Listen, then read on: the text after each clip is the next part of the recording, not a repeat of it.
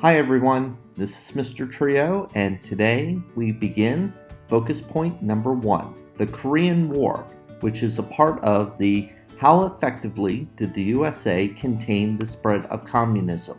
As a reminder, there are 3 focus points for this particular topic, and there will be 3 separate videos that focus on each of them.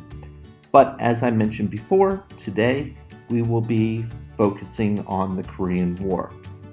Before we get into the historical information, one of the things that I like to point out is that very rarely, as a student of history, do we have the opportunity to look at the events of 60 years ago and see how there is a direct impact on our lives today. Of course, you may all be aware that there is a great deal of tension between North and South Korea and the power struggle between the United States and other powers concerning this peninsula in Asia. And one of the things which I always find very interesting is that the root of all this consternation, all these troubles, dates back to the topic that we will be focusing on today. The 3 big ideas that we will be focusing on for this particular focus point are how the United States saw Korea as an expansion of communism in Asia. We are going to focus on the role of the United Nations and how this was vastly different than its predecessor, the League of Nations. And we will be talking about how to balance history by assigning blame. Who was the aggressor and who was the victim? Now, just a little bit of background information. Between 1910 and 1945, the Korean Peninsula was essentially controlled by the Empire of Japan. And then, of course, starting in the 1930s is when the Second World War began. At the conclusion of the Second World War, Japan was defeated, and one of the things that happens is that essentially Korea is divided into 2 parts, and this is at the latitude of the 38th parallel. This is a term that you'll see often referred to in our textbook. And in the north, they establish a capital at Pyongyang. In the south, they establish a capital in Seoul. And these 2 areas both have its supporters. In the north is supported by the USSR under Joseph Stalin. And of course, South Korea is supported by the United States. And this idea of dividing Korea was supposed to be a very temporary thing. Just sort of this intermediate period right after the war was over.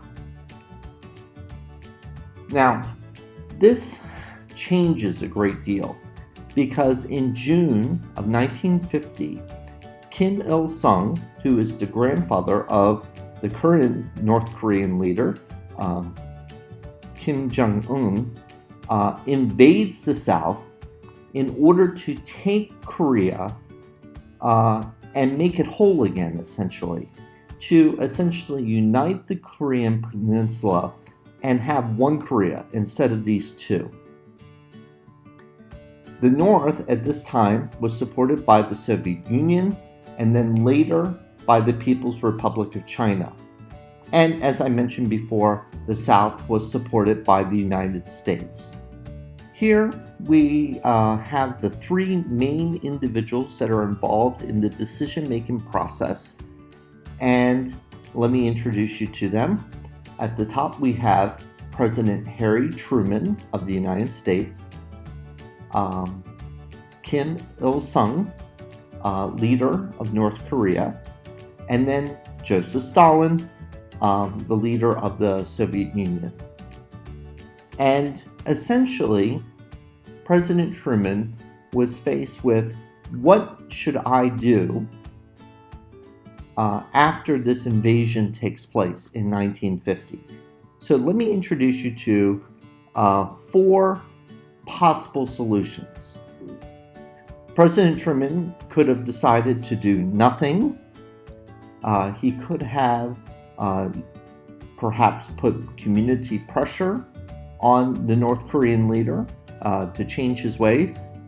He could have imposed economic sanctions, which was a very common thing that the League of Nations did, or he could have a military retaliation.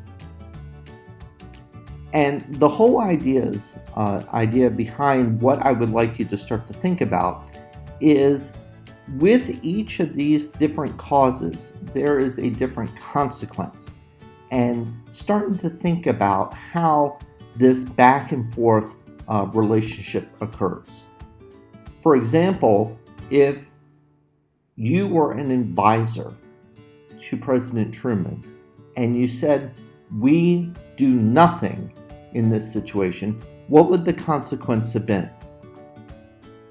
More than likely, communism would have been emboldened and it would have spread to more areas quickly. How effective would community of pressure have had? More than likely, it would have had little or no impact. How about economic sanctions? Well, more than likely, North Korea would have become more dependent upon the Soviet Union and the People's Republic of China.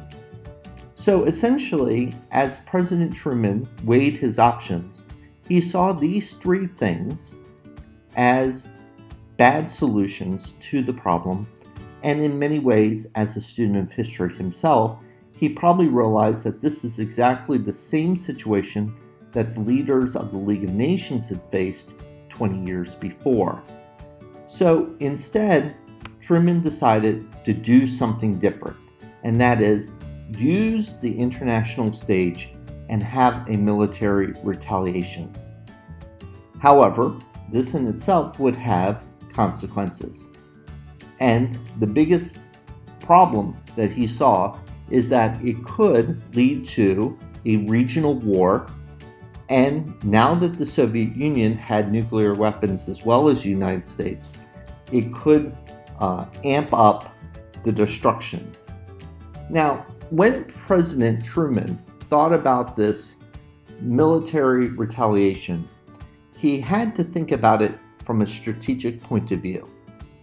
And he will do this through the auspices of the United Nations. The first thing that he does is he asks for a security resolution to essentially condemn what the leaders in North Korea did. And this extract can be found on page 91 of your textbook, by the way. The other thing is that he gets 15 nations to join together in order to voice concern about what is happening in Korea and join the offensive against the North. In many ways, as I mentioned before, this can be seen as President Truman's desire to correct the failures that he saw during his own lifetime of the League of Nations. And this was a part of the larger strategic policy of the United States, as we studied in the previous chapter, of containing communism to where it was and not allowing it to spread to other areas. Now, in order to have a fair and balanced approach, I have put together sort of a side-by-side comparison of how to look at this particular topic. On one hand, you could say that South Korea was attacked in 1950. From the other point of view, however, you could make a strong argument that the North was the rightful government of Korea. So it wasn't so much an attack as it was a way for Korea to be united. Even though today North Korea and South Korea are two separate countries, it's important to remember that ethnically, Korean people are all the same. They speak the same language, they write the same language, they have the same heritage. So essentially, what the people in the North could claim is that they were just trying to unite their nation. You could say the United States is using this international body, the United Nations, in order to show that there was great international support for pushing back the North Koreans. But in reality, the vast majority of military forces, leaders, and troops were the U.S. And it would be very easy to criticize the United States and essentially say that they were using the United Nations as a puppet in order to get what they wanted. The UN resolution supported free and independent governments. So you could say that, of course, that sounds good on the surface. However, essentially, the other side of the coin is that the U.S. was essentially trying to support a government which was supportive of the United States. It's important to remember that the events of 1950 through 1953 were a seminal moment for the Korean Peninsula, and today throughout the world there are many important monuments that recognize the heroics of individuals who were killed. It was a terrible time in Asian history, of course, and as I mentioned at the beginning of this presentation, many of the issues that started in 1950 have never been resolved. There is still a divided Korea.